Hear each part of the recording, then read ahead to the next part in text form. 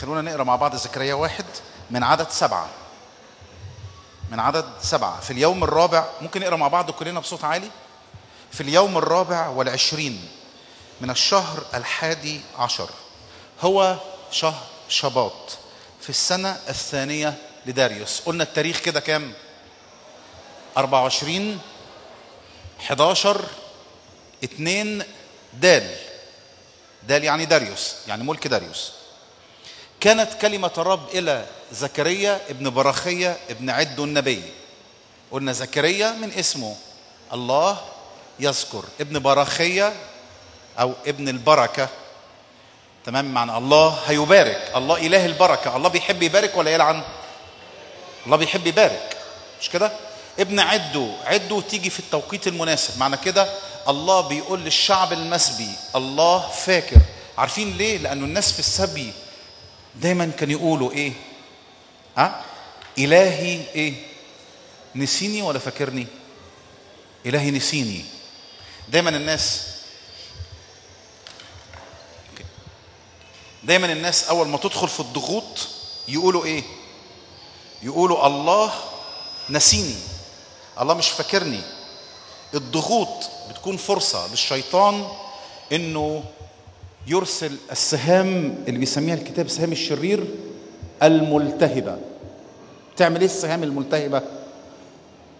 تولعك نار. ايه النار اللي هتولع فيك؟ شك ان الله معاك، شك ان الله شايفك، شك ان الله بيراقب. الله واخد لباله ولا مش واخد لباله؟ فأثناء الضغوط، أثناء المصائب، الناس دايما تميل إن إلهي إيه؟ نسيني. راح الله بعت لهم خادم اسمه إيه؟ اسمه إيه؟ زكريا. يعني إيه؟ يعني الله ما ينساش. الله لا ينسى. زكريا ابن براخية الله يذكر، الله يبارك في وقت مناسب.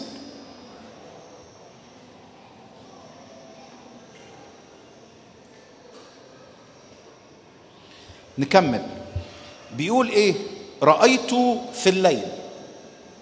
انا مش هعيد التمثيلية تاني عشان الوقت، نعيدها. فين شباب امبارح؟ تعالوا لي حبايبي. فين زكريا؟ زكريا حبيبي كان هنا. تعال يا زكريا. معلش هو نبي صغير بشويش بس عشان الآلات. النبي زكريا تمام بيقول كده رأيت. امتى؟ كان نهار ولا ليل؟ ليل، لأن أيام السبي أيام الضغوط نهار ولا ليل؟ ليه مسميها ليل؟ لأن ده ليل بالنسبة لشعب إسرائيل مش نهار. أيام النهار بتاعتهم كانت أيام ملك داود وأيام ملك سليمان، يوم ما كانت الأمة والشعب ماله في حالة رائعة وفي رخاء والعبادة حرين. الصوت هو أصله زود البيز، فلو قللت البيز شوية عشان خاطر كده الصوت أعتقد أنه متعب، مش كده؟ أنا مش عارف كده. فزكريا الله في ده وقت الليل بالنسبة لشعب إسرائيل لأنهم موجودين في السبي. فبيقول رأيت في الليل وإذا برجل راكب على فرس أحمر. ادي زكريا واقف هيشوف ايه؟ رجل ماله؟ راكب على فرس لونه ايه؟ احمر، وخلفه خيل حمر وشكر وشهب. فخلفه كم مجموعة من الخيل؟ 3، حمر وشكر وشهب. تمام. فقلت، اللي هو زكريا هيسأل. فقلت يا سيدي. زكريا بيسأل مين؟ بيسأل ملاك ماشي معاه. كل ما واحد نبي يكون بيشرح رؤية معينة في الكتاب المقدس هتلاقي دايما في ملاك ماشي معاه بيعمل معاه ايه؟ يفهمه الرؤية، لأن الرؤية بتكون صعبة. فقلت، زكريا بيسأل الملاك بيقول له يا سيدي ما هؤلاء؟ فقال لي الملاك الذي كلمني. رحت أنا رديت على زكريا أنا أريك ما هؤلاء. فأجاب مين؟ الرجل الواقف بين الآس وقال هؤلاء هم الذين أرسلهم الرب للجولان في الأرض. فأجابوا وراحوا الثلاث مجموعات من الخيل ردوا، فأجابوا ملاك الرب الواقف بين الآس. ففهمنا ان مين الواقف بين الآس؟ ده مين؟ ده ملاك الرب في العهد القديم، اللي هو دايما مين؟ رب يسوع نفسه. أقنوم الابن كان بيظهر في العهد القديم، كل ما الله يحب يعمل حاجة يبعت مين؟ الابن. ظهور، ده اسمه ظهور إلهي. اللي جيت قابل مع موسى ده أقنوم الابن، واللي كان بيجي لآدم في جنة عدن ده أقنوم الابن. كل ما كان يجي في العهد القديم نسمع عن واحد اسمه يهوه إلهيم، ده أقنوم الابن، ده رب يسوع شخصيا. فأجابوا ملاك الرب الواقف بين الآس. ففهمنا أن هذا الرجل اللي راكب على الفرس الواقف بين الآس اللي في الليل اللي في الظل ده مين؟ ده المسيح نفسه. تمام؟ طب ومين المجموعات دول؟ فأجابوا ملاك الرب الواقف بين الآس وقالوا قد جلنا في الأرض وإذا الأرض كلها مالها مستريحة وساكنة. شعرين ان الأرض مستريحة وساكنة، ده من وجهة نظرهم. وعرفنا مين دول؟ الثلاث امبراطوريات، اللي هي امبراطورية مادي وفارس، امبراطورية اليونان، امبراطورية الرومان، اللي أرسلهم الرب للجولان في الأرض. وفهمنا نقطة، انه اذا كان الناس كلها بتشوف ان مين اللي بيدير سياسة الأرض؟ الامبراطوريات. الامبراطور داريوس هو اللي بيدير سياسة الأرض؟ لا، ده في واحد مسيطر عليه. بس الواحد ده اللي هو الرب يسوع متشاف ولا مش متشاف؟ مش متشاف. قلنا مش متشاف لثلاث أسباب، فاكرين؟ رقم واحد في الليل، برافو، في الليل. فمين اللي بيشوف بالليل؟ السهرانين، برافو يا زكريا. ومين السهرانين؟ المؤمنين اللي قبلوا الرب يسوع في حياتهم.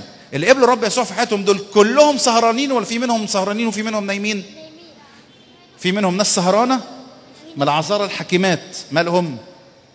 كانوا سهرانين وبعد شوية ناموا، وبعد شوية صحيوا تاني. ففي الليل، في الظروف الصعبة، في الضيقات، في المصائب، الناس فقط السهرانة هي اللي هتشوف ان مش الظروف، مش الامم هم المسيطرين. لا، في واحد راكب على الفرس، في واحد يسيطر على السياسة، في واحد يسيطر على السلطة، في واحد يسيطر على القوة، في واحد له السلطان موجود، وهو اللي يدير الامور، بس في الظل، في الليل بين الآس. وتعلمنا كده درس. رقم واحد، انت لو مش سهران مش هتشوفه. هتشوف مين؟ الخيل. هتخاف. ليه؟ لان احنا شفنا الامبراطوريات دول شكلهم ايه. لكن رقم اتنين اتعلمنا درس تاني، ان الراكب على الفرس بيستخدم الامبراطوريات لاجراء مقاصده. يعني ايه؟ يعني كون ان داريوس قفز على الكرسي، كون ان الاسكندر الاكبر قفز على الكرسي، كون ان يوليوس قيصر اللي هو رأس الامبراطورية الرومانية قفز على الكرسي، كون ان اي رئيس، اي امبراطور من الاباطرة قفز على كرسي الحكم، ده تحت ادارة مين؟ تحت ادارة الرب يسوع نفسه.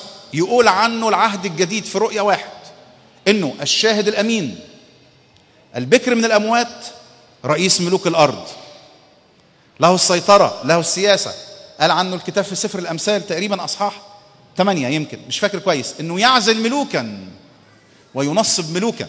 طب بيعمل بيهم ايه؟ بيستخدمهم لتنفيذ مقاصده.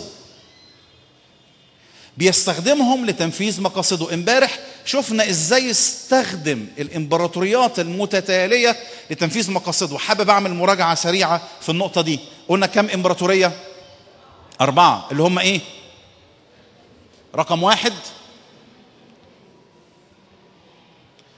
واحد الكلدانيين، رقم 2 مادي وفارس، رقم 3 اليونان، رقم 4 الرومان. شافهم نبوخذ نصر في دانيال 2 تمثال، شافهم دانيال في أصحاح 7 4 وحوش، شافهم زكريا، وده اللي هنقراه جديد النهارده، 4 قرون. شافهم نبوخذ نصر رأس من ذهب، الإمبراطورية الكلدانية، الصدر والذراعان من فضة، مادي وفارس. اليونان شافهم النحاس، وشافوا الرومان في صورة ايه؟ الحديد. شافهم دانيال ايه؟ من وجهة نظره مش شايفهم معادن ثمينة، شايفهم ايه؟ وحوش مفترسة. روح اسأل المرشد، روح اسأل اي حد من الاخوان قول له ايه رايك في الرئيس مرسي، هيقول ايه؟ يا شخصيه رائعه، ممتاز، حلو، كذا كذا كذا. ده من وجهه ايه؟ نظره. روح اسال واحد اتقتل، ايه رايك في الرئيس مرسي؟ هيقول ايه؟ ده اهله هيقولوا ايه؟ ده وحش. كل واحد بيتكلم منين؟ من وجهه نظره. طبعا احنا مش بنتدخل في السياسه، ملناش دعوه، مش موضوعنا. لكن روح اسال الامم الاربعه انتوا ايه؟ يقولوا احنا ذهب وفضه ونحاس وحديد، حاجه رائعه. اسال دانيال اللي في السبي، اللي بيصلي وبيصرخ لاجل شعب الله، انت شايفهم ايه؟ شايف اسد جه ملك على شعب اسرائيل، وراح الاسد يا مصيبتي جه مين؟ دب. وراح الدب جه مين؟ نمر. وراح النمر جه ايه؟ وحش هائل. ايه ده؟ شايف من وجهة نظره. لكن الله تحت سيطرة الامبراطوريات دي بيعمل ايه؟ بيجري مقاصده. اللي بيعمله هيعمله. عشان كده شفنا ايام الامبراطورية الاولى اللي هي ده التمثال اللي شافه نبوخذ نصر ودول الاربع وحوش. ايام الامبراطورية الاولى ايه اللي حصل؟ ادي الحدود الامبراطورية، واخدين بالكم اللون البني ده. الله عمل ايه في الفترة دي؟ شعب اسرائيل المفروض ينشر كلمة الله في كل الارجاء. عمل ايه؟ في ايام هذه الامبراطورية اتفتحت المجامع في كل المدن المحيطة. يعني نقرأ أعمال 15:21 لأن موسى منذ أجيال قديمة له في كل مدينة من يكرز به. إيه اللي حصل؟ كل مجموعة اتشتتت من شعب إسرائيل تحت السبي نزلوا مدينة معينة، راحوا فتحوا مجمع، بدأ يجيبوا كلمة الله. العهد القديم موجود بالعبري، كل الأسفار المكتوبة لحد السبي، كل الأسفار المكتوبة لحد إيه؟ السبي. يعني كان معاهم استير ولا لأ؟ سفر استير اتكتب إمتى؟ ده بعد السبي، ده في فترة السبي، ما كانش معاهم لسه. كان معاهم عزرا، نحمية، ملاخي، لأن كل ده اتكتب إمتى؟ بعد السبي. كان معاهم تكوين وخروج ولوين وعدد تثنية، وكان معاهم بعض الأسفار الإلهية، وكل الأسفار الشعرية اللي هم أيوب، المزامير، النشيد، الجمعة، الأمثال، كل ده كان موجود معاهم. وكان معاهم الأنبياء الكبار. مين؟ أشعياء معاهم؟ أرميا؟ لا، لأن أرميا جزء منه اتكتب أثناء السبي. حسقيال؟ لا، اتكتب أثناء السبي. دانيال كان لسه بيشوف لسه ما كتبش، فاهمين؟ فكان معاهم بعض أسفار العهد القديم. اتفتحت المجامع وبدأت كلمة الله تنتشر فين؟ كانت مسؤولية شعب إسرائيل ينشر كلمة الله. فشل الشعب في نشر الكلمة، الله استخدم مين؟ الإمبراطورية الأولى لنشر الكلمة، واستخدم الإمبراطور للكرازة. بعد ما شاف الرابع الشبيه بابن الآلهة في هاتون النار مع ميشائيل وعزريا وحنانيا، قال إيه؟ مني قد صدر أمر فرمان إمبراطوري أن كل شعب وأمة اللسان يتكلمون بالسوء على إله شدرخ وميشخ وعبد نغو، الفتية الثلاثة بعد ما عدوا في أتون النار. ماله؟ يصيرون إربا إربا وتجعل بيتهم مزبلة، إذ ليس إله آخر يستطيع أن ينجي هكذا. الإمبراطورية اللي بعدها احنا بنعمل مراجعة، مادي وفارس، الأرجاء بتاعت الإمبراطورية اتسعت. دب. طبعا لما سقطت إمبراطورية بابل الأسد، الشعب ارتاح. بس اللي جاي إيه؟ جاي دب أكثر توحشا. وحقيقة كان مادي وفارس أكثر توحشا، بس الله مستمر في إجراء المقاصد، لأن الله لا يفشل، الله لا يتراجع. أيامه عملوا إيه؟ إنشاء أول نظام بريد عالمي، وبدأ في من خلال سفر استير في كل بلاد ومدينة كل مكان وصل إليه كلام الملك وأمره كلمة الله بتنتشر. الإمبراطورية الثالثة اليونان، اللي هو النمر الذي له 4 أجنحة. نمر سريع، سريع لأنه نمر، وسريع لأنه له 4 أجنحة، وله 4 رؤوس، لأن الإمبراطورية انقسمت بين 4 قادة، اللي هم منهم واحد في الكتاب اسمه ملك الشمال اللي هو ملك سوريا، واحد اسمه ملك الجنوب اللي هو ملك مصر. دول 2 من الرؤوس. إيه اللي حصل في أيامه؟ تم نشر اللغة اليونانية في كل العالم، وتمت الترجمة السبعينية اللي هي ترجمة العهد القديم للغة اليونانية، فتم نشر العهد القديم باللغة المعروفة في كل العالم. بقي كل العالم متاح ليه يقرأ كلمة الله. الله بيعمل ايه؟ بيكرز.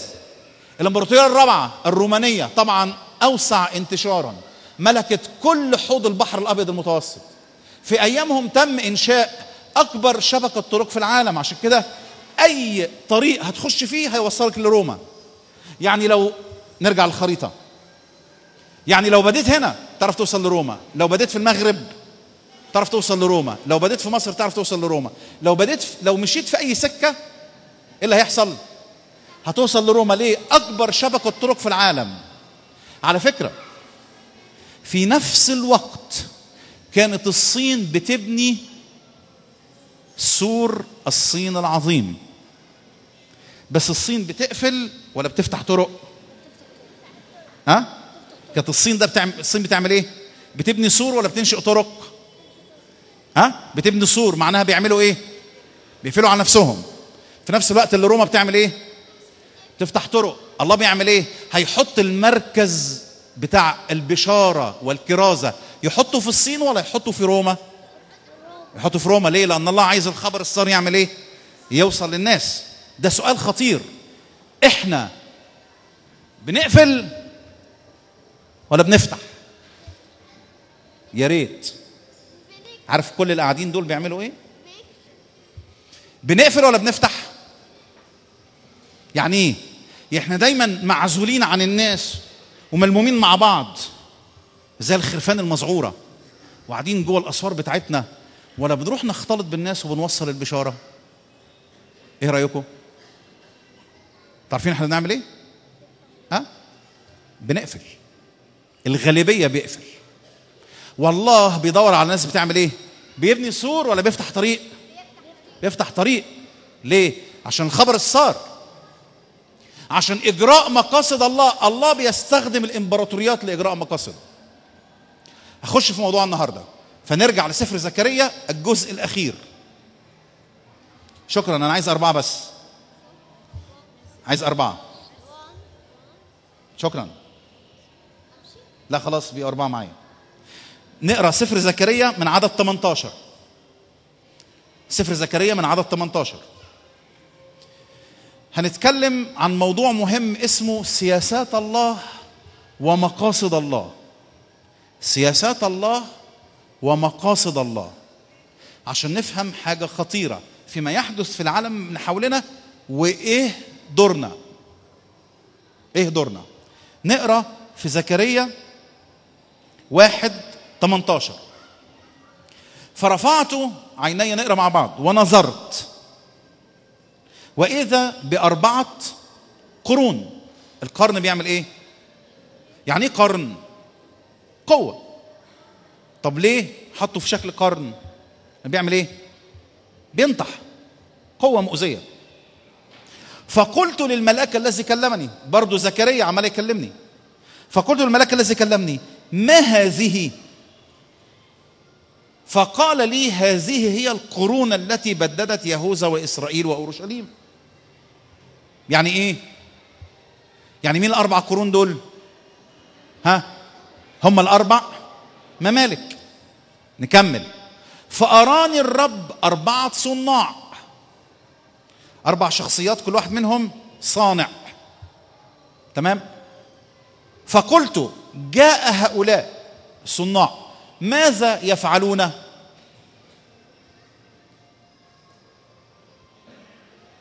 فتكلم قائلا هذه هي القرون التي بددت يهوذا حتى لم يرفع إنسان رأسه، وقد جاء هؤلاء. من هؤلاء؟ ها؟ الصناع، مش كده؟ وقد جاء هؤلاء ليرعبوهم وليطردوا قرون الأمم الرافعين قرنا على أرض يهوذا لتبديدها. فهمنا من كلمة قرون الأمم إن مين القرون؟ ها؟ هم الإمبراطوريات ال4.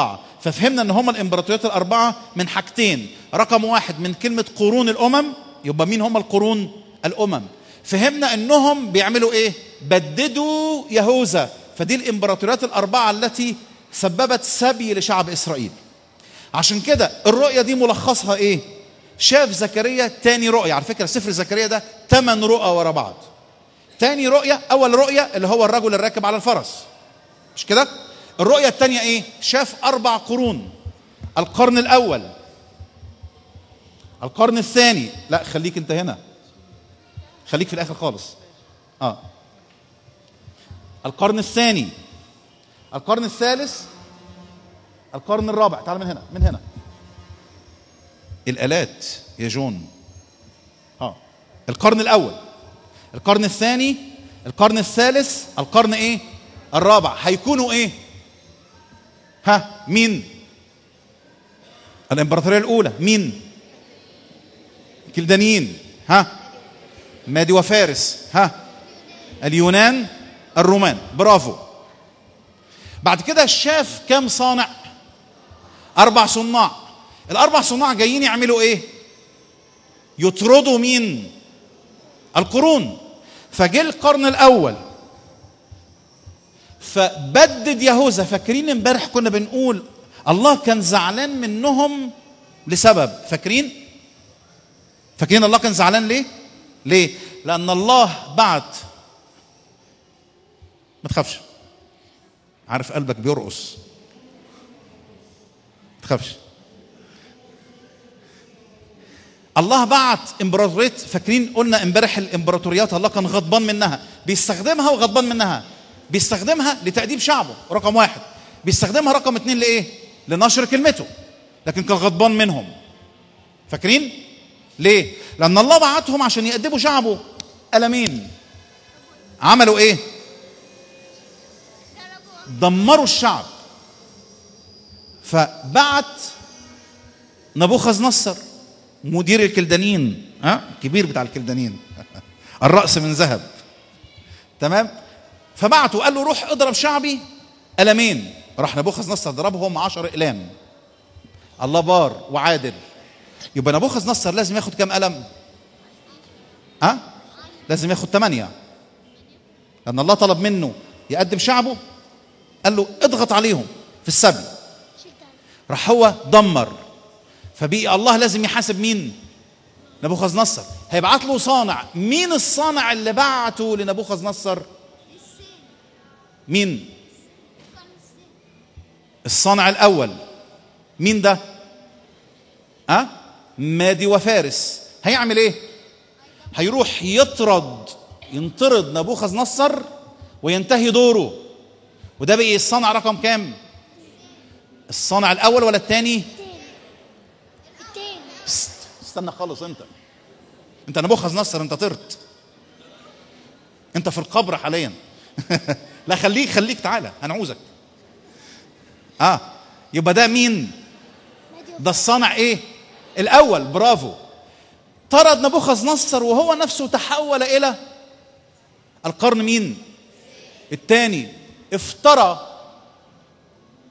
راح الله بعت له الصانع الثاني. مين؟ اليونان. راح طرده وهو تحول إلى القرن الثالث. افترى. راح الله بعت له الصانع الثالث اللي هو مين؟ الرومان. وتحول إلى القرن الرابع. للدرجة على أيامه ده صلب المسيح. فاكرين؟ لأن الرب يسوع صلب في أيام إنهي إمبراطورية؟ وحش هائل مخيف، عبارة عن أسد ودب ونمر في بعض. بنفهم درس من القصة دي. إيه الدرس اللي بنفهمه؟ إن الله وهو يدير سياسة الأرض كل حكومة عادلة هيباركها، مش كده؟ ده قانون كتابي على فكرة. في قانون كتابي بيقول إيه؟ البر يرفع شأن الأمة وعار الشعوب الخطية. لو في بر، لو في استقامة، لو في عدالة من الحكومات، الله يعمل ايه للحكومات دي؟ يباركها ويثبتها ويعضدها. إذا الحكومة تسببت في ظلم لازم يعمل ايه؟ لازم يشيلها. ليه؟ لأن الرجل الراكب على الفرس بيدير الأمور. طب هيطردها ازاي؟ هيبعت لها ايه؟ أمة أخرى تعمل ايه؟ تطرد. والأمة دي إذا ما مشيتش عدل هيعمل ايه؟ هيطردها عن طريق ايه؟ أمة ثالثة وأمة رابعة. عشان كده أثناء ما الأمم بتحكم وبتسوس الأرض، الله بيراقب كل مملكة وكل حكومة، وبيستخدم كل الحكومات العادلة لطرد مين؟ الحكومات الظالمة. بنفهم درس خطير، ايه؟ درس اسمه سياسات الله ومقاصد الله. تعالوا نخش في الدرس دلوقتي. شكرا يا شباب، انا حابب من امبارح نشجعهم ونسقف لهم لتعبهم. شكرا شكرا. يعني سياسة الله ومقاصد الله. ركزوا معايا عشان الموضوع ده مهم قوي لحياتنا، مهم قوي. سياسات الله يعني الإنسان مسؤول. يعني ايه؟ يعني في سياسات الله، الله ترك الأرض لحكم مين؟ لحكم البشر. فالإنسان مسؤول ولا غير مسؤول؟ الإنسان مسؤول. من إمتى استلم الإنسان المسؤولية؟ من بداية ما اختار إنه يقف قدام شجرة معرفة الخير والشر. أول ما وقف قدام شجرة معرفة الخير والشر وقال آكل من دي، معناها حط نفسه إيه؟ تحت المسؤولية. راح للشجرة دي وقال الله بص يا رب، بص يا رب، أنا عايز أعرف الخير وعايز أعرف الشر، وأنا أكون مسؤول عن عمل الخير ورفض الشر. الله قال له يا ابني مش هينفع، ده أنت هتعرف الخير ومش هتقدر تعمله، وهتعرف الشر وهتعمل إيه؟ وهتحبه. لا يا رب أنا أقدر. فراح أكل من شجرة معرفة الخير والشر، واختار أن يكون عارفا الخير والشر، وكده بيحط نفسه فين؟ تحت المسؤولية. وفورا تم تسليم الأرض لمين؟ لمسؤولية الإنسان. وطبعا الإنسان استلمها وراح فتح الباب لحبيبه مين؟ الشيطان، ودخلت الخطية إلى العالم. عشان كده الكتاب في رومية 5:12 يقول لنا من أجل ذلك كأنما بإنسان واحد دخلت إيه؟ الخطية إلى العالم. وعشان كده اللي بنشوفه في العالم عبارة عن إنسان ليه دور. ركزوا معايا قوي. والشيطان له دور والله له دور.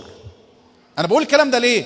لأن كل الناس لما يشوفوا حادثة حصلت، فلان خبطته عربية مات، إن شاء الله وما قدر فعل. فلان جاله المصيبة السوداء وحصل له كذا كذا كذا، إن شاء الله وما قدر فعل. فلان بيته اتحرق، إن شاء الله وما قدر فعل. يعني مين المسؤول؟ الله. طب والإنسان والشيطان؟ براءة. بقي مين واقف في قفص الاتهام متهم قدام الناس؟ مين سبب كل المصايب؟ الله. طب وده صح ولا كذب؟ ده كذب، كذب. عشان كده كل ما تحصل مصيبة الناس ترفع عينها لله وتقول له ليه يا رب؟ يعني مين السبب؟ انت السبب. عارفين أيوب عمل كده، أرميا عمل كده. أرميا النبي لما حدثت مأساة راح أرميا للرب، كان ناوي خصمه مش هكلمك تاني، نبي لله وانا مش هكلمك تاني. يقول له أبر أنت يا رب من أن أخاصمك، لكن عندي عليك، لماذا تنعمنا الغادرين؟ أساف إيه اللي حصل له؟ وقع في نفس المطب. واحنا بنقع في نفس المطب. ايه؟ كل ما نشوف الشر والألم والمعاناة والظلم والانهيار في العالم، مين السبب؟ أغلبية الناس يقولوا الله. لا، في دائرة سياسات الله مين مسؤول؟ الإنسان. والإنسان أدخل مين؟ أدخل الشيطان. فبقت كل ما يدور من شر في العالم تحت إدارة الإنسان والشيطان، وهيظل الوضع كده إلى أن يأتي مين؟ إلى أن يأتي المسيح. فاكرين الأربع إمبراطوريات دول انهاروا إزاي؟ فاكرين؟ إلى أن قطع حجر بغير يدين، وراح عمل إيه؟ ضرب التمثال فين؟ على القدمين، فانهارت الإمبراطوريات العالمية، والحجر ده ملأ كل الأرض وعمت البركة. تمام؟ عشان كده في نقطة مهمة جدا لازم نفهمها، إن في دائرة سياسات الله الإنسان مسؤول. اللي هيغلط هيتحاسب، واللي هيعمل حاجة حلوة هيتبارك. دي اسمها ايه؟ سياسات ولا مقاصد؟ سياسات. لكن في حاجة أخرى اسمها مقاصد الله. يعني ايه مقاصد؟ جاي من كلمة قصد. يعني ايه؟ يعني خد قرار ولا لسه؟ خد قرار، ده هيتم، دي هتتعمل. يبقى في حاجة اسمها المقاصد وفي حاجة اسمها ايه؟ السياسات. في المقاصد الإنسان ليه دور ولا ملهوش دور؟ ملهوش دور. في السياسات اللي بيحصل الإنسان له دور. ايه اللي بيتم في سياسات ومقاصد الله؟ لازم نعي هذا الدرس. ايه؟ الله بيطبخ كل السياسات. ليه؟ لتنفيذ ايه؟ المقاصد. انا عن نفسي لما اكون في اجتماع سيدات بسميها مطبخ الله. ايه المطبخ ده؟ بتجيبي لحوم نيه، لو حطيها في بقك مالها؟ ترجعي، الا لو كنت متوحشه. بدا يكونوا في ناس دلوقتي بياكلوا لحوم نيه كتير، مش كده؟ وتحط عليها ايه؟ فلفل اسود، لو كلتيه لوحده مصيبه. وبعد كده تحط عليها فاصوليا، لو كلتيها لوحدها سيئه. بعد كده تحط عليها شويه طماطم، وتحط عليها معلقه سمنه، وتحط عليها كذا وكذا وكذا. كل عنصر لوحده لو خدته ماله مقرف. اول ما انطبخ اتظبطت، مش كده؟ ايه اللي بيعمله الله؟ يروح جايب كل السياسات.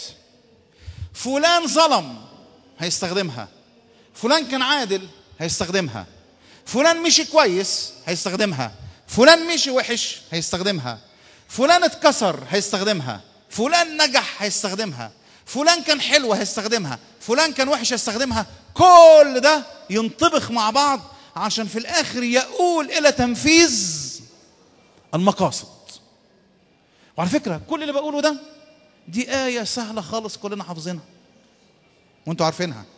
ونحن نعلم أن كل الأشياء تعمل معا. في الأصل اليوناني الله يجبرها أن تعمل معا. في الأصل اليوناني كده، في أصلها يوناني لابد أن تعمل معا. كل الأشياء مالها؟ تعمل معا. لإيه؟ للخير. لمين؟ للذين يحبون الله الذين هم مدعون حسب إيه؟ قصده. تستخدم كل السياسات لتنفيذ إيه؟ المقاصد. عشان كده الإخوان جلسوا على الحكم هيستخدمها. لو كان شفيق جلس على الحكم هيستخدمها. احنا هيفرق معانا؟ سؤال مهم. احنا هيفرق معانا؟ الذين يحبون الله الذين مدعون حسب قصده. لو ده جلس على الحكم للخير، لو ده جلس على الحكم للخير، لو ده ظلم للخير، لو ده مشي بالعدل، كله سيضاف إلى الطبخة. عشان كده مديرك ظلمك، الله هيقول هستخدمها. طب والمدير هيتحاسب ولا مش هيتحاسب؟ الله هيحاسبه، مش كده؟ او مديرك كان عادل معاك واداك حقك، الله هيستخدمها. والمدير الله هيكافئه. ليه؟ لأن الله بيراقب كل الأمور، وكل السياسات تنطبخ إلى تنفيذ المقاصد. تعالوا نرجع لقصة مشهورة جدا في الكتاب، تعرفينه مين؟ أمه ماتت وهو صغير، وكان أبوه بيحبها عشان كانت حلوة، اللي هي مين؟ رحيل. فكان مدلعه أكتر ومميزه عن مين؟ إخواته التانيين. فإيه اللي حصل؟ إخواته التانيين حسدوه ومش طايقين شكله، كارهينه. والله يجي يعلن له أحلام، وهو في بساطة قلبه وطيبته يروح يقول إيه؟ ده أنا حلمت امبارح إنه كان في الحقل الحزمة بتاعتي، والحزم كلها مالها سجدت لحزمتي. واللي يحصل بيخلو يا ريت اسكت يا اخي، خلي الاحلام في سرك. وتاني يوم يجي لهم بحلم تاني، ده الكواكب والشمس والقمر جت سجدت. وايه اللي يحصل؟ الغليان بيزيد لحد ما يقرروا يعملوا حاجه. ده ايه؟ بيحسدوه، هيستخدمها. اتباع، هيستخدمها. ياخدوه الاسماعيليين وينزلوا مصر، هيستخدمها. يخش في قصر فوطيفار رئيس الشرطة اللي هو وزير الداخلية، والراجل يعامله حلو. فايه اللي يحصل؟ ياخد راحته ويكبر. وايه اللي يحصل للمزارع بتاعت الراجل؟ تزيد. وايه اللي يحصل للثروة بتاعت الراجل؟ تزيد وتزيد وتزيد لحد ما النجم بتاعه يعلى، يبقى شخصية متفوقة رائعة جدا، محبوب. وتبتدي مرات سيده الحقيرة تعمل ايه؟ طالبة منه الضجع معي، أبى. يوم في التاني في التالت لحد ما راحت لبسته قضية آداب. ما دي قضية آداب. ايه؟ عبد عبراني يتحرش بمين؟ بزوجة وزير الداخلية. مصيبته سودة. هيستخدمها. كل دي اسمها ايه؟ سياسات. هيستخدمها. يترمي في السجن. اللي في نفس الوقت الساقي بتاع الملك، الساقي بتاع فرعون والخباز بتوع فرعون يكونوا عملوا اخطاء ودخلوا ايه؟ في السجن. هيستخدمها. ويجي الله يدعمه في السجن، يروح يخليه يفسر الاحلام بتاعت مين؟ الساقي والخباز. ويطلع الساقي وينجو، ويطلع الخباز ويعدم، والساقي ينساه سنتين. والله يعمل ايه؟ هيستخدمها. ايه ده؟ كل الاشياء مالها؟ تعمل معا. لابد ان تعمل معا، هتنطبخ مع بعض. ليه؟ للخير. لحد ما يجي فرعون يحلم حلم، والله يقول ايه؟ هستخدمها. يبقى مذعور رئيس الامبراطورية المصرية، اكبر امبراطورية في هذا الوقت، لحد ما يجي الساقي ويقول ياه تذكرت خطاياي، ده كان في معايا عبد عبراني قادر على تفسير الاحلام، راح هاته فسر الحلم. ايه اللي حصل؟ طلع من السجن بيه ايه؟ ثاني فرعون. ليه يبقى ثاني فرعون؟ وطالع ويسمع فرعون يحكي القصة والحلم ويفسر له الحلم عن المجاعة، ويقول له يا جلالة الملك بمنتهى البساطة 7 سنين الشبع، خد خمس الدخل القمح بتاع المصريين وحوشه فين؟ في أماكن تخزين، ولما تيجي 7 سنين حلها له كده. حكمة والله يستخدمها. وفي الآخر يجي يوسف يقول التقرير لما يشوف إخواته يقول لهم إيه؟ أنتم قصدتم بي شرا. دي السياسات. الله قصد به إيه؟ خيرا.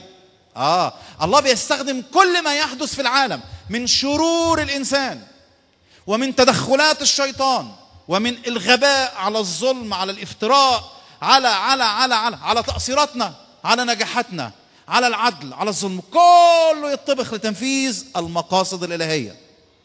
عشان كده لابد أن كل السياسات تؤول إلى تنفيذ المقاصد. عشان كده ارتاح، اهدى، صلي، قل له يا رب اديني دور في القصة. اوعى يكون دورك هو دور اخوات يوسف. مش كده؟ حقدك وكرهك وغضبك وعدم غفرانك وكراهيتك لأخوك ده دور اخوات يوسف. اوعى يكون ده دورك في القصة. اوعى يكون دورك امرأة فوطيفار. اوعى يكون دورك الإسماعيليين. خليك يوسف. يا بختك، الله هيستخدمك لتنفيذ ايه؟ المقاصد. نرجع لقصة تاني. استير هتنطبخ كل السياسات لتؤول إلى تنفيذ ايه؟ المقاصد. وشتي مش عايزة تيجي والملك يغضب، هيستخدمها. ويجوا حكماء بتوعه والمشيرين يقولوا له طلقها. هات غيرها، نجيب 10 غيرها، هاتولي غيرها. في نفس الوقت اللي أمين اسمه مردخاي، شخص أمين مربي بنت عمه، يربيها في الإيمان حلو ويربيها بتقوى وتأتي هذه لتدخل إلى القصر، ويجي هامان ويجي مردخي ينقذ الملك، ويتنسي إحسان مردخي للملك، وفجأة يفتكر الملك. في تلك الليلة طار النوم من عين الملك، راح صحي زهقان. فقالوا لي هاتوا لي سفر الأخبار اللي هو متسجل فيه التاريخ. فبدأ يقرأ قال ياه في اليوم الفلاني كان هيتم اغتيالي، وايه اللي حصل؟ وايه اللي حصل؟ يا ترى الراجل اللي انقذني ده حد كافئه؟ قالوا له لا يا جلالة الملك. قالوا معقولة؟ هاتوهولي فورا. جابوا مردخاي تاني يوم، وهامان ماله؟ داخل. قال له ايه رأيك يا هامان؟ ماذا يفعل لرجل يسر الملك بأن يكرمه؟ قال له يحصل فيه كذا وكذا وكذا. خد نفذ لمردخاي. واللي يحصل لهامان هيطق هيستخدمها، وتسير القصة إلى أن يتم إهلاك هامان، ويتم إعطاء كل الحماية لشعب إسرائيل، للدرجة أن شعوب الأرض تخاف منهم وتأتي للإيمان بسبب الخوف. ومش بس كده، ويصير مردخاي ثاني الملك. وإيه رأيكم لما يكون نائب الرئيس مؤمن، شخص مؤمن تقي، إيه اللي يحصل؟ إيه اللي يحصل للأمة؟ شأنها يرتفع. ليه؟ البر هيرفع شأن الأمة. أختم بهذه القصة. تعالوا نطلع، ممكن تطلع لي سفر التكوين. سفر التكوين.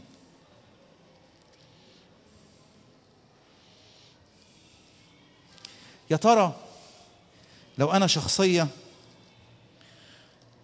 هامشية ضعيفة مسكينة، ممكن يكون لي دور في الموضوع ده؟ ولا القصص دي للشخصيات الضخمة الكبيرة اللي زي مين؟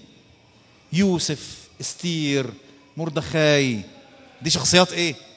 بارزة. انا ست غلبان على جنب. يا ترى ممكن ادخل في دايرة سياسات ومقاصد الله؟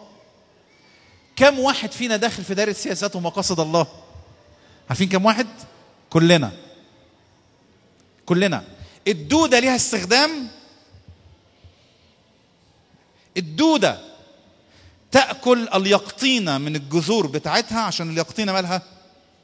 تنشف، عشان الشمس تخبط دماغ مين؟ يونان. الله بيعمل ايه؟ بيستخدم الدودة والحوت والبحر والريح ويونان ونبوخذ نصر وهامان ومردخاي وكورش وأحشاويروش ووشتي وحتى مرات هامان وحتى مشيرين هامان. كل العالم تحت الاستخدام الإلهي. يعني ده مين؟ ده الله. الرجل الراكب على الفرس له سيطرة وسلطان على الكل ويستخدم الكل. بس خلي بالكم، بيستخدمه هو مديله حريته. وده الذكاء الإلهي والحكمة الإلهية المذهلة.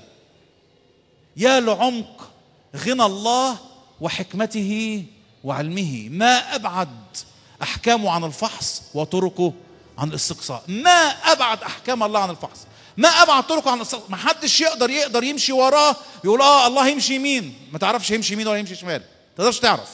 ليه؟ لأن من عرف فكر الرب أو من صار له مشيرا، مين؟ حدش. ما نفهمش. احنا قاعدين نراقب أعماله، والمؤمنين فينا اللي بيحبوه قلوبهم تفيض بالسجود والحمد والشكر. شكرا يا رب، انت إله عجيب، إله عظيم. طب يا ترى لو أنا شخصية هامشية ضعيفة ليا دور في الخط ده كله؟ تعالوا نشوف واحدة هامشية ضعيفة مسكينة، كانت عمشة. عارفين يعني ايه عمشة؟ مش كده؟ نظرها ماله؟ ضعيف. فهي ماشية تروح خبطة في الحيطة، وابوها جه يجوزها وليه مصيبة. ايه؟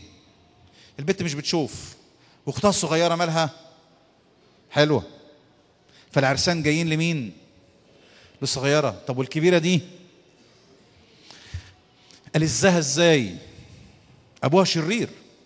مين؟ لبان. ومين المسكينة اللي نظرها ضعيف دي؟ لايقة. تعالوا نقرأ سفر التكوين أصحاح 29 من عدد 15. عشان نشوف سياسات ومقاصد الله في أسرة جانبية مع امرأة ضعيفة مسكينة هامشية ملهاش دور، بس تفاجأ. كنا بنرنم عن الحكاية دي، من يسمع صرخة القلب الضعيف.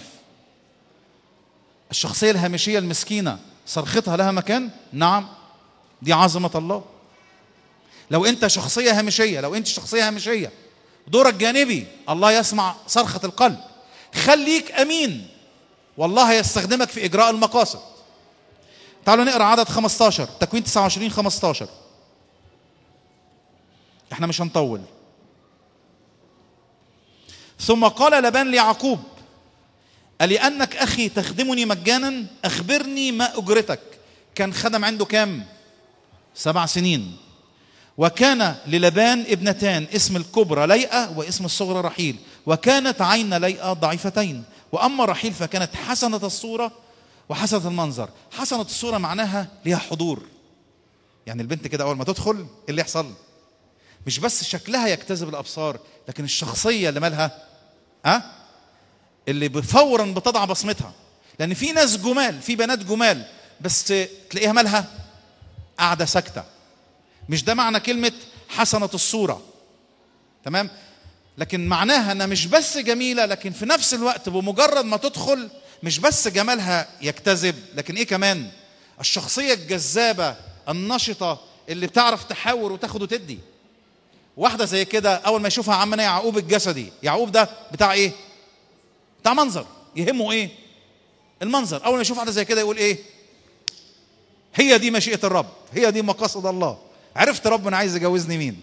وطبعا الله مش فارق مع رحيل رقم 1، الله فارق مع مين؟ ليئة أولا والرحيل. ليه ليئة؟ عشان اللي هيجي منها يهوذا، ويهوذا اللي هيجي منه مين؟ المسيح. فمقاصد الله ناحية مين؟ ليئة. بس عمنا يعقوب مش عايز ليئة. ويطبخ الله السياسات وينفذ ايه؟ المقاصد. لازم. وأحب يعقوب رحيل فقال: أخدمك 7 سنين برحيل ابنتك الصغرى. فقال لابان: أن أعطيك إياها أحسن من أن أعطيها لرجل آخر. وهو مرقد له على مصيبة مبيت له النية على إيه؟ وهو بيقول له بكرة النكد بكرة يا يعقوب بكرة هتتجوز مين؟ ليئة. ولابان شرير ويعقوب شرير، والله بيجري مقاصده من خلال أب غبي وزوج غبي. ده أب غبي جدا، بيعمل إيه؟ بيزقها. ليه؟ أخلص منها عشان أجوز الصغيرة. طب والزوج؟ زوج حيطة، بنسميه زوج حيطة. ماله؟ ده بيفهم ولا مش بيفهم؟ لا يفهم ولا يحس ولا أي حاجة. طب وليئة المسكينة دي اللي صراخها طالع، الله يسمع هذه الصراخات؟ نعم. ويستخدمها لإجراء المقاصد؟ نعم. ويستخدم شر يعقوب وشر لابان وجمال رحيل وكبريائها وصراخات ليئة المسكينة وينفذ المقاصد. كل ده ينطبخ وتتنفذ المقاصد الإلهية. ويعقوب يتحاسب على شره، ولابان يتحاسب على شره، ورحيل تحاسب على كبريائها، وليئة تكافأ على صراخها. الله إله بار. فخدم يعقوب برحيل 7 سنين، وكانت في عينيه كأيام قليلة بسبب محبته لها. ثم قال يعقوب للابان: أعطيني امرأتي لأن أيامي قد كملت فأدخل عليها. فجمع لابان جميع أهل المكان وصنع وليمة، تخطيط 100. وكان في المساء أنه أخذ ليئة ابنته وأتى بها إليه، فدخل عليها وأعطى لابان زلفة جريته لليئة ابنته جارية. وفي الصباح إذا هي ليئة. فقال للابان: ما هذا الذي صنعت بي؟ الله في نفس الوقت بيخلص حسابات قديمة من مين؟ ده مخادع مكار، خدع أبوه وبحقارة، يعني خدعه وهو ماله؟ استغل. يعني لو شفت واحد أعمى تدبر له مقلب توقعه تبقى حقير. لكن لو انت يعني شقي ومتعب وسيء بس مش حقير، تدبر المقلب لواحد ايه؟ واحد مفتح، لكن تستغل نقطة ضعف واحد أعمى عشان تسقطه، ده إيه؟ دي حقارة. يعقوب في خداعه لأبوه إيه؟ ده تصرف حقير، مش كده؟ لازم يتحاسب، لأن في السياسات اللي بيغلط لازم يعمل إيه؟ يتحاسب. ولبان بيعق هيتحاسب. ما هذا الذي صنعت بي؟ أليس برحيل خدمته عندك؟ فلماذا خدعتني؟ مش عارف؟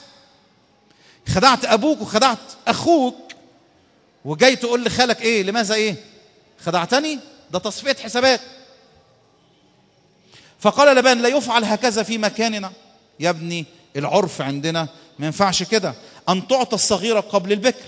أكمل أسبوع هذه فنعطيك تلك أيضا بالخدمة التي تخدمني أيضا 7 سنين أخرى. يعني خدمني 7 تاني واديك إيه؟ يلا 2 في 1. ففعل. طبعا دول آباء، يعني الواحد مش عايز يتكلم احتراما للآباء، بس طبعا نشكر الله من أجل آباء رائعين بنشوفهم أمثلة وقدوة في حياتنا، لكن دول آباء يجيبوا الكافية. اوعى تتصرف زي كده، اوعى حد فينا يتصرف زي كده، اوعي تتصرفي زي كده تخلصي من بنتك. انا بقول الكلام ده لان نشوف الكلام ده كتير، تخلص منها اي جوازه. يلا عشان نعمل ايه؟ عشان نأدي ايه؟ نأدي رسالتنا، مش وبس. ففعل يعقوب هكذا فأكمل أسبوع هذه فأعطاه رحيل ابنته زوجة له، وأعطى لبان رحيل ابنته بلها جارية لها، فدخل على رحيل أيضا وأحب أيضا رحيل أكثر من ليئة. وكانت مصيبة على ليئة لما رحيل دخلت البيت، لأن اللي حصل لها يعني يشوفها الصبح هيصبح عليها، هيصبح عليها. لو شافها يقول لها ايه؟ غوري من وشي، ده انت مقلب، ده انا مش ناسي ابوكي لزك وخدعني، ده يعني يا لو اصحى بكره الصبح الاقيكي جثه يبقى ايه؟ واول ما رحيل تدخل ايه اللي يحصل؟ وشه يتفرد ويتعدل ويبقى انسان لطيف وحبوب، وليئة تشوف ده وايه اللي يحصل لها؟ قلبها اتكسر. والله يراقب من فوق ويعمل ايه؟ يقول حاضر يعقوب. ورحيل مالها؟ تعمل ايه في اختها؟ تزود عليها اكتر وتغيظها. الله يعمل ايه؟ لابد ان كل السياسات تقول الى تنفيذ ايه؟ المقاصد. يفضل يوم ورا الثاني يصحى الصبح تقول له صباح الخير يا حبيبي ليئة، يقول لها خير في وشك، قومي اعملي لي الشاي، تقوم تعمل الشاي تروح خبطه في الحيطه، يقول لها ما انت كده كذا وانت وعمال يقول لها الكلام ايه؟ وحش. بدأ قلبها من كتر كسرته بدأت تعمل ايه؟ بدأت تصلي. ورأى الرب ليئة، ورأى الرب أن ليئة مالها؟ مكروهة. عمل ايه؟ فتح رحمها، وأما رحيل فكانت عاقرا. كمل. فحبلت ليئة وولدت ابنا ودعت اسمه ايه؟ راؤوبين، لأنها قالت إن الرب قد ايه؟ نظر إلى مزلتي. ده وصلت لمرحلة إن جوزها عمل فيها ايه؟ زلها. ولبان بيسأل؟ لا. ورحيل بتعمل حاجة؟ لا. وهو بيرحمها جوزها؟ لا. الله يعمل ايه؟ يحلها، يروح مديها ولد تسميه ايه؟ راؤوبين. معناها كانت كل شويه عماله تصلي يا رب، تقول له شايف يا رب، شايف اللي بيحصل فيا، شايف، ومش بيستجيب لحد ما جابت ولد. ففهمت ان الولد ده اسمه الله شايف، فراحت سميته ايه؟ راؤوبين. وبدأت الظروف سيئة زي ما هي ولا اتغيرت؟ الظروف سيئة زي ما هي. يعني جوزها حيطة، مش بيفهم، كلامه وحش، وصل لمرحلة ايه؟ بيذل مراته. الظروف ما اتغيرتش بس هي بدأت تتغير. ده درس مهم جدا. ليه؟ لأن احنا أحيانا نيجي قدام الظروف السيئة ونفضل نصلي ونتربس. انتوا عارفين الصعايدة انا صعيد زيكم. ماله؟ قفل والمفتاح وقع في البحر فملوش حل فيعمل ايه؟ هو ماسك الموضوع ده بيصلي من اجله بتربسه. يا رب تعمل كده يعني تعمل كده، تعمل كده يعني تعمل كده. فهي تقول له خلي جوزي يحبني، خلي جوزي يحبني. ايه طلبتها؟ عماله تصرخ جوزي يحبني يا رب، جوزي يحبني يا رب، جوزي يحبني يا رب. اسمها تربسه. الله حلها عن كده؟ لا، الله سكه تاني، لان الله طرق وليس لها استقصاء. فراح ادها ولد، قال لها طب بصي جوزك بيذلك، مش شايف جوزك متعب، انا شايف اللي بيحصل معاكي، انا واخد بالي. فراح سمت الولد ايه؟ الله شايف. وراؤوبين عماله يكبر في البيت وهو طفل صغير، وهي عماله ايه؟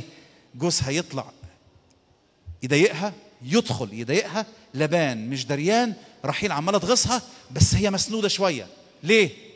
كل ما تشوف الولد بيلعب قدامها تقول ايه؟ الله ايه؟ الله ولدت ابنا وقالت ان الرب قد سمع. معنى كده ان ايه اللي بيحصل؟ يعقوب عماله يسمها بكلام سيء جدا، وهي عماله تعمل ايه؟ تصرخ للرب وتصلي. وراحت جابت ولد وسمته ايه؟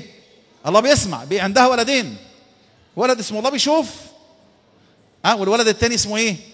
الله بيسمع. والمشكله اتحلت؟ لا، الراجل زي ما هو ابو الهول حيطه مش دريان، لا بيقدر مراته، بالعكس عماله يذل. تمام؟ اني مكروهه. المره الاولانيه مالها؟ مذلوله، والمره دي مكروهه. يقول لها كده يا شيخه روحي من وشي، ده انت تتكرهي. اوعى تقول لمراتك كده، اوعى تقول لزوجك كده، اوعى. طب بتدمروا نفسيا. بس خلي بالك، حتى لو دمرتوا نفسيا في السياسات، الله يعمل ايه؟ هيستخدمها بس هتتحاسب. مكروهة. فأعطاني هذا أيضا فدعت اسمه شمعون. فبيه العيال بقى عمالين يكبروا ايه؟ انت يا واد يا الله بيشوف، وانت يا واد يا الله بيسمع، تعالوا تعالوا تعالوا. بقيت محاطة بهذا الفكر. الله بيعمل ايه؟ الله بيشوف، الله بيسمع. مسنودة. الضيقة موجودة، الضغوط موجودة، بس هي مالها؟ مسنودة.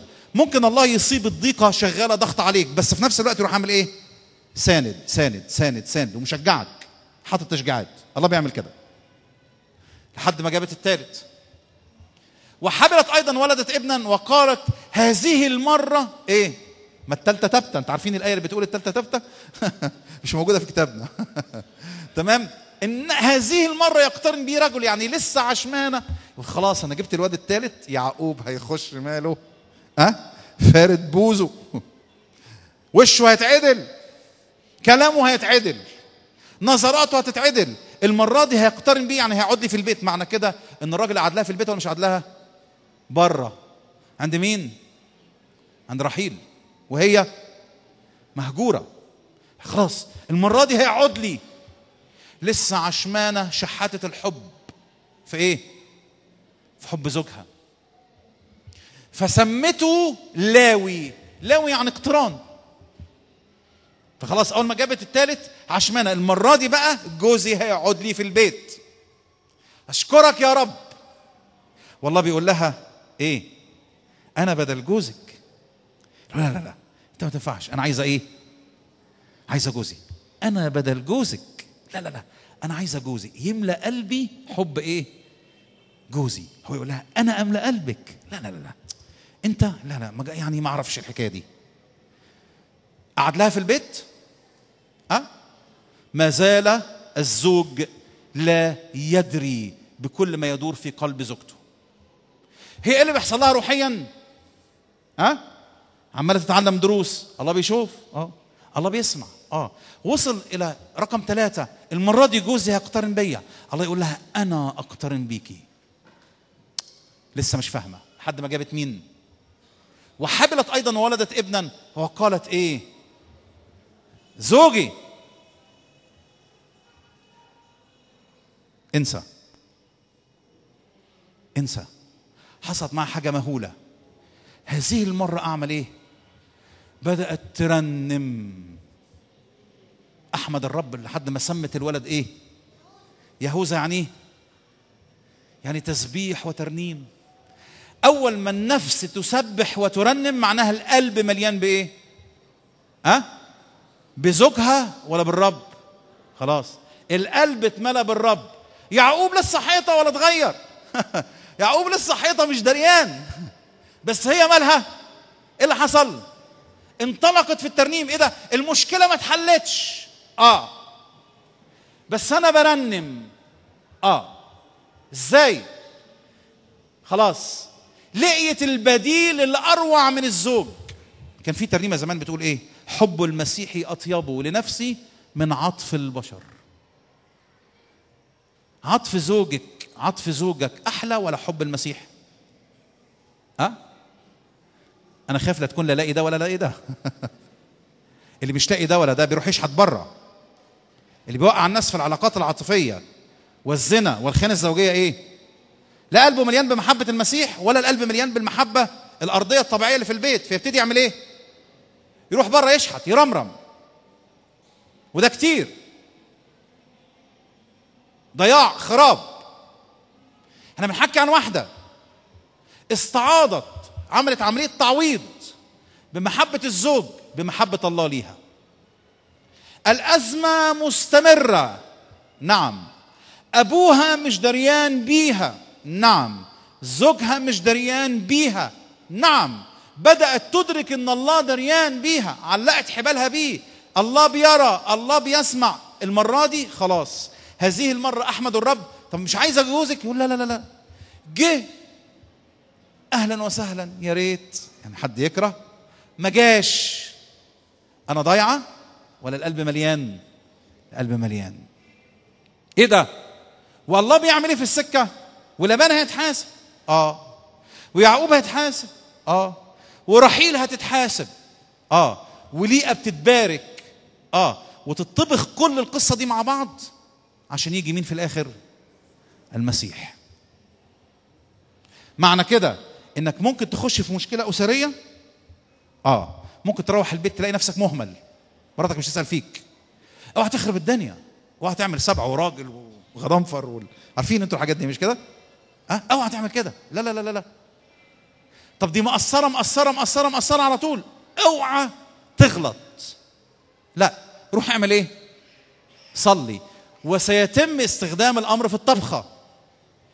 جوزك مش مهتم، مهمل، مش دريان، مش اوعى تخرب الدنيا، اوعى تعملي حاجة. روحي اعملي ايه؟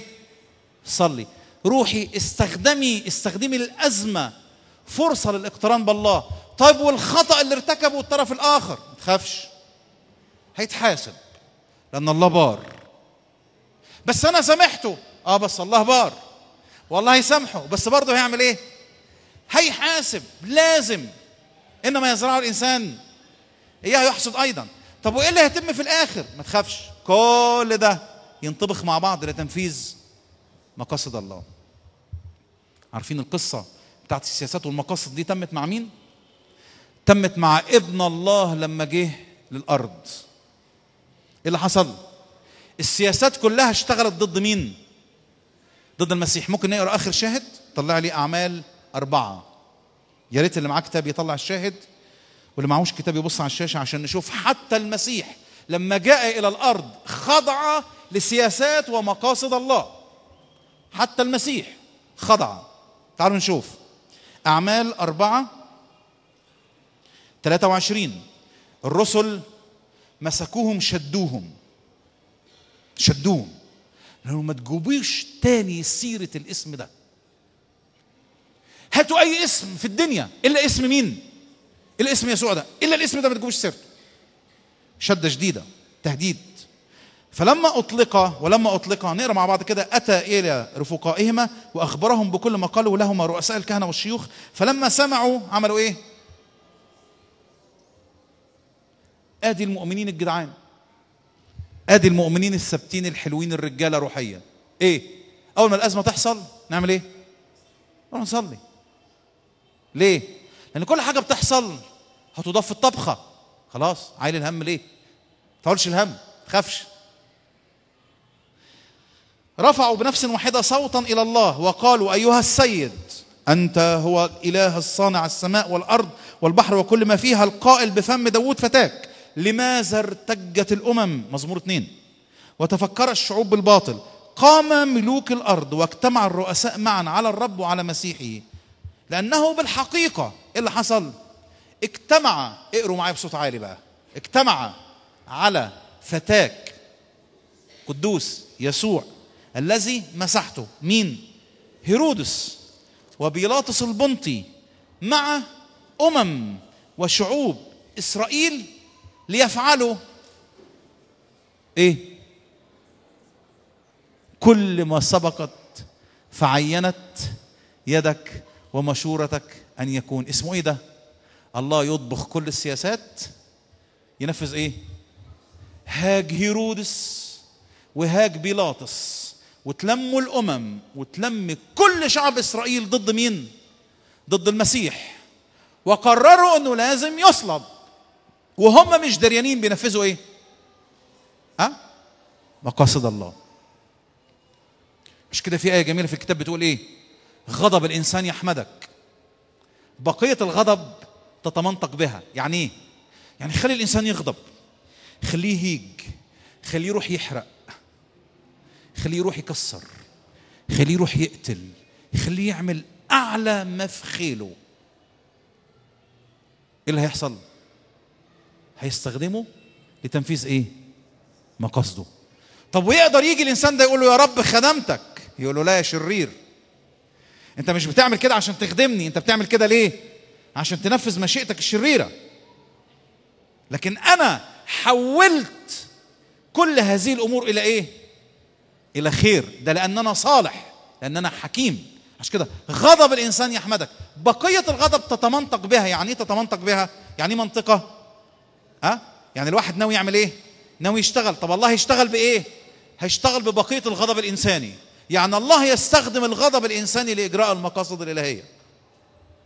خلي الإنسان يعمل أعلى ما في وسعه، خلي الشيطان يعمل أعلى ما في وسعه، الله سيطبخ كل هذه الأمور لتنفيذ المقاصد. إيه رد فعلي؟ اهدى، اهدى، اهدأوا، دعونا نهدأ، دعونا نيجي في محضر الله نعمل ايه؟ صلي. ده تصرف سلبي ولا ده تصرف الإيمان؟ تصرف الإيمان يقولك ايه؟ نحوك ايه؟ أعيننا. كفاية جدا. ليه؟ طيب ومين هيشيل بابل؟ ما تخافش، هيجيب لها مين؟ مادي وفارس. طب ومين هيشيل مادي وفارس؟ ما تخافش، النمر هيجي يشيل الدب. ومين هيشيل النمر؟ ما تخافش، في وحش قال هيجي يشيل النمر. ما تخافش، الله عنده أدوات ومجهز كل أدواته وخدامه في كل إمبراطوريات وحكومات العالم، في كل حاجة. والمسكينة الضعيفة المهملة الهامشية تخش في المقاصد. والمتكبر يعمل ايه؟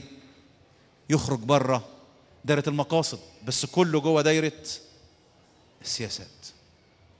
امين يا احبائي؟ عشان كده دورنا ايه؟ نحوك اعيننا. لايقة في الاخر ايه؟ هذه المرة احمد الرب. فين يعقوب؟ عينها على مين؟ على الرب.